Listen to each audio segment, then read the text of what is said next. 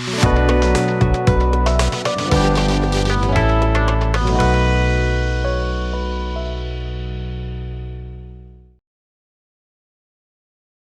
listeners. We're really excited to have you here with us today on the International Trade Resources Podcast as we welcome Pradeep Sacitharan from the company Donsfield. And he joins us today with a lot of experience in international business, e-commerce, marketing, business development, acquisitions. He trained as a scientist at University of Oxford and at Harvard. And has a lot of experience global business in biotech and a variety of different industries. Donsfield is an e-commerce firm that he started during the pandemic, and we'll learn a little bit more about that at the end of the podcast. So thank you, Pradeep, very much for joining us today. Yeah, it's a pleasure. Thank you for the invite. I'm super excited for this podcast.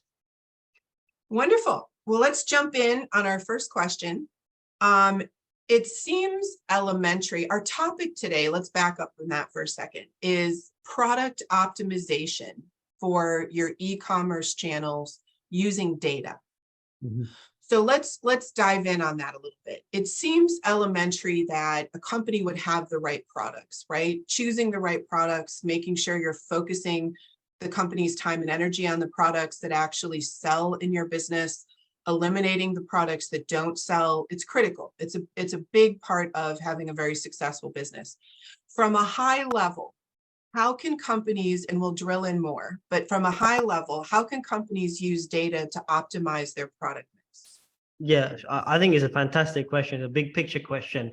So I'm not going to drill into it, but I think you have two clear perspective here, particularly if you're a small to medium business, and then you have a large corporate and have numerous brands.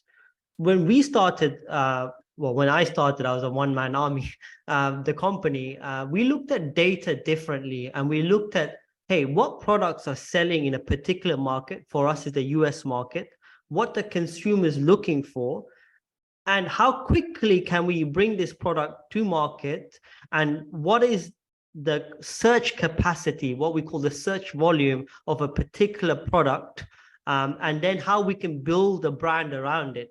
So it's actually going counterintuitive of what we've been told, where bring your passion product or bring something, that you know of, but we're going the other way around, where we looked at what the consumer wants, and that's how we use the data to build a brand around it. Now, if you're a large company and you have products already or brands and so forth, then it comes down to how quickly can I get this product into a certain marketplace, and how much exposure and marketing can I put into in terms of effort. And also inventory becomes a problem, particularly if it's coming from international sources like China or India, Turkey, and how quickly can logistics play a role into keeping it. And, it sounds very trivial, but we advise a lot of companies where having a lot of logistical problems. So if you're large corporates, how quickly you can market it and how quickly you can bring the product and replenish it, particularly during this time. That's fantastic.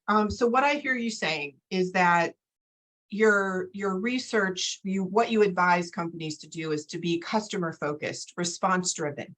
Look at what the customer wants and then develop products that you can give to them.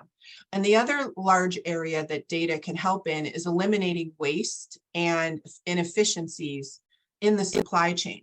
So let's go a little bit deeper into those two aspects. So what kind of data would a company be looking for on the consumer focused side? And then what kind of data and how would they use it on the supply chain side? Okay, so on the consumer side, let's take Amazon, for example, or a large marketplace. You have plenty of programs out there. Even if you Google search, you get these programs that give you search volume data available to anyone, by the way. You have to be a company. Anyone can subscribe to these programs. And you have what you're looking at, key metrics are consumer search volume, keyword search volume. And I'll explain this a lot. Sales velocity, marketing spend, something called CPC, cost per click, and CPA, cost per acquisition. We believe cost per acquisition is more important. And then you're looking also, when you're at these data searches, you're looking for sellers and what kind of sellers they are. When I mean, are there any foreign sellers in the market? Because remember now, because e-commerce, you can be global. So these are the kind of 5 metrics we look at. And I give you an example. We recently we are now launching a particular brand, and this was wholly consumer driven. We saw this particular keyword that was actually misspelt in a particular order, and I can't give away the product. I'm so sorry. No, that's okay. But just because of this misspelling, no one spotted this, and our data analysis spotted this. There's 1.2 million people in the US searching for this particular product with this particular spelling mistake. And the growth percentage was 1,700% a month. So if you have the data, it actually tells you what the consumer is looking, even if the consumer is a bit confused in the keyword. So then you have amazing data potential to actually get a very legitimate product and launch it very quickly with high sales velocity. So when I see things like this, I preach to everyone, data is king. And if you use it well, you can really understand what the consumer wants. Now, the second point about inventory and inventory management is that, again, you can use data and tools to see wasteful spending in 3PL and logistics. So we use a couple of EPR systems, ERP systems, so I should say, to look at and integrate all our 3PLs and inventory. Particularly, by the way, what we do is we acquire companies who are distressed and turn them around. The number one thing we see is owners or even corporates ordering too much inventory because you're optimistic. So when you have the right data and metrics, you can actually see the sell-through volume and different marketplaces. And it's very hard because without online it's actually easier online monitoring it, but it's not a brick and mortar store whereby they buy units and it's their responsibility to sell it, not yours. Now you're all in charge of the inventory, so it's your responsibility to have an inventory metric. And what we suggest is using whatever system you want to use, but make sure that you have a 20% buffer in terms of, if you want to order more, order 20 to 30% more. And it's fine if you run out, you can always replenish, but do not order over 50, 60, 80%. And that's the key metric. And I give you a fascinating fact, and this will stun the audience. It stunned me when I saw it. It was more expensive and costly, right, to have too much inventory than too less inventory.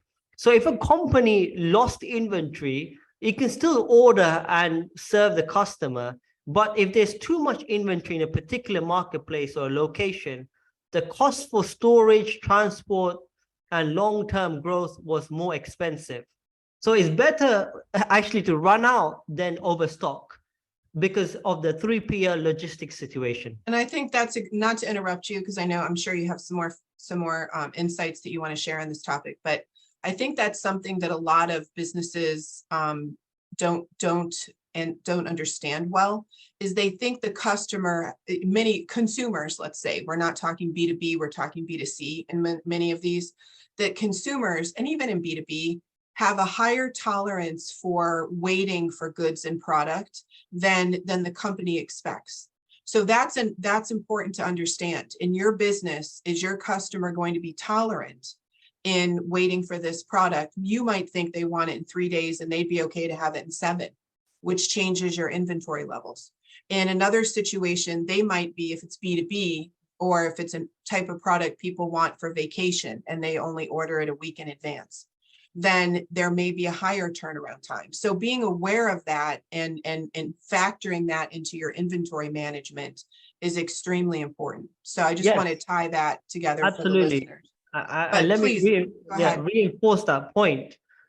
I mean, I don't know what the latest trade war news is, but the success of many Far Eastern companies where they get the order, then ship, and some of the consumers have to wait 7 or 10 days because they're willing to wait for price points and quality. Or so don't worry about it. Even if you lose out on some customers, they're waiting. Your regular customers or the clients will wait, but don't kill yourself, or it's Achilles heel when you order too much inventory. And also one little point is, I know a lot of maybe sellers that are going on e-commerce or who have e-commerce experience say, hey, Pradeep, what about the organic ranking? If you don't have inventory, certain algorithms will put you down. Okay, yes, that is the kind of double-edged sword, but it's better to get put down on the ranking and fine-tune your advertising later to come up, then actually overstock and pay too much on terms and storage. And every company we've seen gone down, we've seen that data also, that it's better to lose ranking than get more inventory. That's important. So it's interesting, I think, for companies, oftentimes, to your point earlier, they go into business, a small business owner goes into business being passion driven or product driven, and they're really not analyzing all these aspects of the company the way they should be. I had a call from someone yesterday with a phenomenal international trade program that they're developing around UFLPA, the Uyghur Forced Labor Prevention Act in the US. And as he was talking to me about how the program runs, I said, how are you selling this? Who are you selling it to? Are you licensing it? Are you providing training? And he's like, I really hadn't thought about this. Like, you need to be, to some extent, you need to be market driven, customer driven. It's great that you have a great product, but if somebody isn't willing to pay for that, or pay the price you're asking, then your product isn't as great in the sense that it's not going to sell. So let's pivot a little bit to talk about, what if a company is trying to use data to fine tune their current product mix? They want to understand, primary data, which is the company's own data, external data, right? Third-party data, publicly available or what's on Amazon. How can they use data to understand what products are truly profitable? And that gets to your point with inventory turns and, a variety of other things. How can they use data to maximize their product mix? I'm going to say two words: unit economics. Okay, great. And it sounds dumbfounded. We've looked at small business to corporates and corporates who want to sell distressed brands to us because they're failing online. Unit economics. And what people don't understand is how much is per unit costing me wherever I sell, and what is the breakdown of that unit from sourcing the material or product, saying, hey, manufacturer, how much this component costs, this component, what are the raw materials, and how much these components going up in price, right? Because then the prices change every quarterly, to shipping, to storage, and then seeing the margin. So it's fascinating. Some of the companies that have data already, you need to go back to your data and saying, are my margins moving? Because now, actually, when we go to buy companies and look at companies to buy, they're still using the same COGS, cost of goods, and metrics and data from 2-3 years ago. But it's all changed, and there's no one updating. And that's not down to the CEO or COO, because the company is too large at sometimes to actually get down to the nitty-gritty. And constant reevaluation. And you might think you're not suffering from it, but trust me, it's surprising how many the bigger companies suffer from it, right? So unit economics particularly. And what you see is, if you have data and the unit economics is good, and your data saying is good, you need to match up with third-party data and superimpose it, right? Always superimpose the data and say, hey, and be self-critical and say, is this really true? Because these margins we can't compete with compared to the competitors. And what you need to do is tough, by keep saying it to companies, is, it's not your baby, it's your business. You need to start cutting those products, or getting rid of those brands, or selling them through and just stopping. And that's very important. So please look at your unit economics and to see if you have enough margin. And also the margins at the top change according to marketing spend. So we know cost per click on Google or Meta advertising or Amazon advertising is going up. So that, and remember, I said to you, you need to add in a third column into your data metrics called cost per acquisition, because Kimberly here might be buying something and she might be clicking 5 times on one ad before she buys. So you're paying for 5 pay-per-clicks, not one. So your cost per acquisition is going up. So, be realistic with your data and third-party data and really check the unit economics and keep revising it. Can you give us an example of how comparing the primary data and the third-party data can lead to a change in direction that without doing that, the company may not have realized?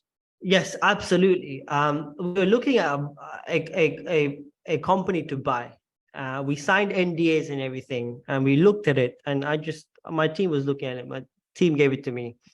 And there's something really off, Kimberly, with one product. It's a great product. It's a great brand. I was like, why is this price so high? And we looked at their data. We looked at third-party data. They're using Shopify, which is a DTC, but also Amazon. They were significantly higher. And you cannot say they're an outstanding brand, but they were good, doing good. And then I said, hey, something's really off here. Then we looked at the data and it just said one line, COGS factory price. And the factory price was too high. I have experience in China. In fact, if you don't have experience, source out and ask someone. And we said, hey, look, we signed NDAs. We're really interested. Can we talk to your factory? And they're like, please do so. So we went back, and I went back and said, why is your price so high? What does this cost? What did this cost? So unit economics now. We found out the founder actually agreed 4 years ago to get this simple metal pole that, we signed an NDA, I can't say which product, that fits into this product. What this factory did is they shipped out the metal poles to get the branding on the poles, right, from a different factory, send it back to the original factory, and then they assemble it, and then they ship it out to a third person to ship it out again. So you had 2 lots of shipping, a third factory just doing a branding, and that cost $17. For $17, we actually worked out you can airship this product back into the US and still save money, right? And this all occurred because the third-party data, the data from the company seems sound with one little field on Excel sheet looking odd, but it was in vast contrast to what the third-party data is saying in terms of unit economics, pricing, and price points, and what they were doing. So we actually advised the company, and they didn't sell, by the way. They went back and changed that, and they're looking to exit later on, because one of their brands now, they're saving $17 per product. So that's what real example of what can the power of data and unit economics and really diving deep and having a very close eye can do. I think that's critical, and I would like to encourage people to think about this. Is there the underlying concept here is that when you too often get comfortable with what you're doing in your business, with the supplier that you're buying from, with the path that you're on with this product. And I've seen this especially with like inventors of products.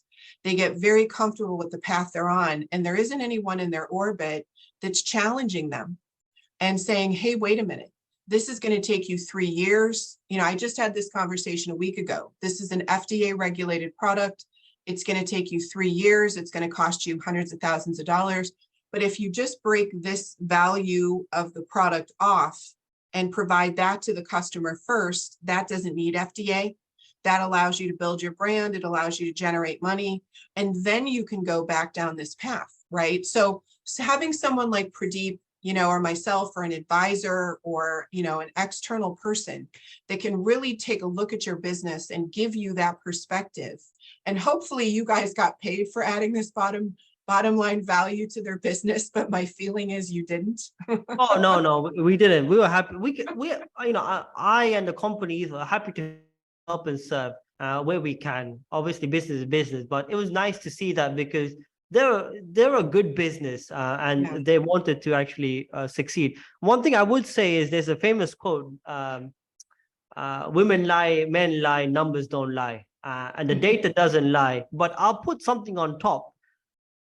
Numbers and data interpreted by people. So yes, women lie, men lie, numbers don't lie. But if you have the wrong person analyzing it, they'll lie too, or they'll misinterpret. What you need is a critical mass of people. And if the more experts, the more resources you have, then you can actually really analyze the data. And whatever data is, you got to attack it from different angles and really critically analyze it. So hence, outsourcing is important, the consultants are important.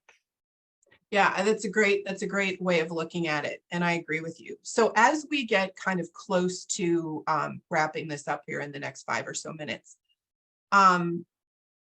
how you've mentioned a couple times in the podcast using data to analyze your competition, and how you've brought up some great ideas of how looking at your competition isn't just the direct, benefit of that, of do they have products I don't have, or those kind of direct comparisons.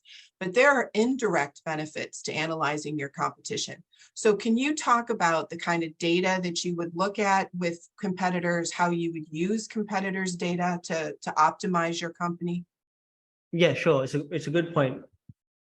I always say competition and what competitors do are out of your control. What's in your control is to actually really realistically look at where you are in the marketplace and what's going on with your products. What we see the most competitors in the online marketplace. Oh, by the way, you mentioned passion products. It's great to have passion, but once your passion product's there, it's very easy to replicate or duplicate, even if you have patents around the world. Please bear that in mind, right? So what we see is that a lot of competition, even if you have a unique product, hones in if there's a niche or a high consumer volume, right? So what you need to do with your products is always say, where's the next iteration coming from? And what's the actual other 2 or 3 products I launch around that product? So if it's a new iteration, good for you. Or if you can have a product that complements your product or actually joins another product in a bundle, then you make a unique package only your company can offer to the consumer. And if you keep having that mindset, I think that will give you success online, because the competition is fierce, particularly from manufacturers, because they can now with online e-commerce can come straight to the consumer. So you really need to have a Western eye or Western marketing. Even that, Kimberly, to be honest with you, the Western marketing branding only helps to a certain point. What you need is new iterations of development that bundle certain products together that gives the consumer value for the money, and also a new concept of how it helps them. So I think that's the most important thing, analyzing competition. What do I do that makes me different, or what's the differentiation factor? That's what you need to ask yourself. And usually it's an iteration of your product or a new product that comes with bundles. That's what we recommend companies, because that unique selling point is easily copyable, repeatable, unless you have different, and you got to keep bringing new products out. That's why some of the greatest brands on earth keep bringing products out. Well, it's very interesting because there's news recently. Instapot went bankrupt because they were not able to identify another product. People buy one Instapot, they don't need another one next year. And they weren't selling add-on products, that could keep the customer engaged and interested. And they weren't able to identify additional, auxiliary products, appliances that a customer might be interested in. So after their initial growth, and domination of the market, also other companies started to get into it, and who had broader product lines and brought on their own version of that, to compete with Instapot. So now Instapot is declaring bankruptcy because they weren't able to stand, on their own 2 feet. So I think one question before we wrap up, listeners might ask is, how do we find data on our competitors? Okay, so there's several programs that you can actually download and subscribe to. One of them is Helium 10. There's Jungle Scout. There's Merchant Words. I'm actually giving free shout outs to these programs. I should be charging them, but these programs are there available. There's probably new ones I don't even know of. So these programs are there to actually download and actually analyze competition on online marketplaces. And one point I would say is, even if the competition is doing this, and even if your competition, you are growing this way, just be wary, particularly if you're small and medium online e-commerce, or just make sure you level off and repeat with another product, like your Instapot example or another brand, because it will never be this. And sometimes Forever. sometimes growth is like this, but having multiple verticals going up. So that's very important, because with the online e-commerce platform, you will quickly take it over, and you have to renew yourself. You'll be like a bit like Beyonce or Madonna, like over the decades, have to reinvent yourself, have new kind of material coming on, or you'll just be copied, and you'll be history. Great points. Thank you so much for this. And I'd like to encourage our listeners, in the show notes, we'll have Pradeep's name. You can find him on LinkedIn, information about his company. I'd also remind you, we have all of our other podcasts on a variety of topics to help international trade, import, export, supplier agreements, distribution agreements, all those topics. And then for small and startup companies, we have a training bundle on importing and a training bundle on exporting. So lots of great resources. Pradeep, can you tell us briefly, like, what services your company offers? How will listeners, why would they want to reach out to you, in what circumstances? Yeah, so we do product research and development, particularly for online e-commerce. So we'll tell you if you are interested in a particular niche, or tell us saying, hey, we have X amount of investment, where shall we invest in a product development? We'll go away for 2 months and look at data and let you know exactly what product to buy from which supplier. We can do that. And also we run full services online to take care of your online marketplace accounts, like Amazon, all the way from marketing, listing optimization, to actually running the inventory in the whole backend, Shopify, Amazon, also international marketplace, anywhere around the world. That's fantastic. So listeners, you could use some of or all of those services, to help grow and expand your business. Thank you very much, Pradeep, for joining us. And thank you, listeners, for participating on this. We're going to also make this available in video on different outlets, so we can share that information for you on the podcast as well. And we look forward to having you guys join us for the next podcast, and reach out to either Pradeep or myself for follow-up. Thanks again. Thank you.